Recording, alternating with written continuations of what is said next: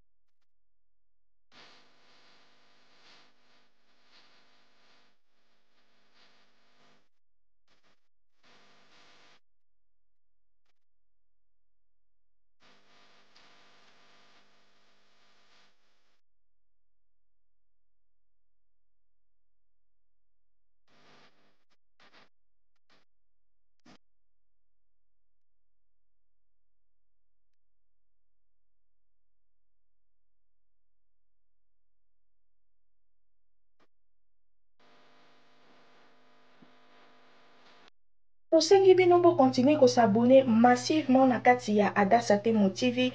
Bo sotaka ba pib na biso te, s'il vous plaît les Abakouk. Mama Adassa yaka ko lelela bino te. Bo tindela nga mbongo, bo pesa nga boy, bo songisa nga boy. Non, eloko na osenga bino les Abakouk. Les anges adorables de notre maman. Bo sotelenga ba pibite na ba pibi wana nde salara ke toyela bino toujours biloko ya kitoko. Ben mission ya kitoko, ba live ya kitoko. Mutafingi sila na 12h. Na 12h 2 minutes biso topeli si live toza. Les Abakouk boza la concentrer. Na kati ya sila bisalu officiel. Na kati ya les Abakouk de SB. Je vous aime. Tokutani na émission Oezoya. Bye! Tosengi bino bo continuer ko s'abonner massivement na kati ya Adassa Temo TV. Bo sotaka ba pib na biso te, s'il vous plaît les Abakouk. Mama Adassa yaka ko lelela bino te. Bo tindela nga mbongo, bo pesa nga boy, bo songisa nga boy. Non, eloko na osenga bino les Abakouk. Les anges adorables de notre maman. Bo sotelenga ba pibite na ba pibi wana nde salara ke toyela bino toujours biloko ya kitoko. Ben mission ya kitoko, ba live ya kitoko. Mutafingi sila na 12h. Na 12h 2 minutes biso topeli si live toza. Les Abakouk boza la concentrer. Na kati ya sila bisalu officiel. Na kati ya les Abakouk de SB. Je vous aime. Tokutani na émission Oezoya. Bye! tosengi bino bo continuer ko s'abonner massivement na kati ya Adassa Temo TV. Boso taraba pib na bisote, s'il vous plaît les abakouk, mama Adassa yaka kolele la binote, botinde la ngambongo, bo pesa ngabo, bo songisa ngabo, non, eloko na osenga bino les abakouk, les anges adorables de notre maman. Boso telenga ba pibite, na ba pibi wana nde sala raketo la bino toujours biloko ya kitoko. Mission kitoko ba live ya kitoko mutafingi sila na 12h na 12h 2 minutes biso topeli si live toza les abakouk boza la concentrer na kati ya sila bisalu officiel na kati ya les abakouk de SB. Je vous aime, tokutani na émission Oezoya. Bye.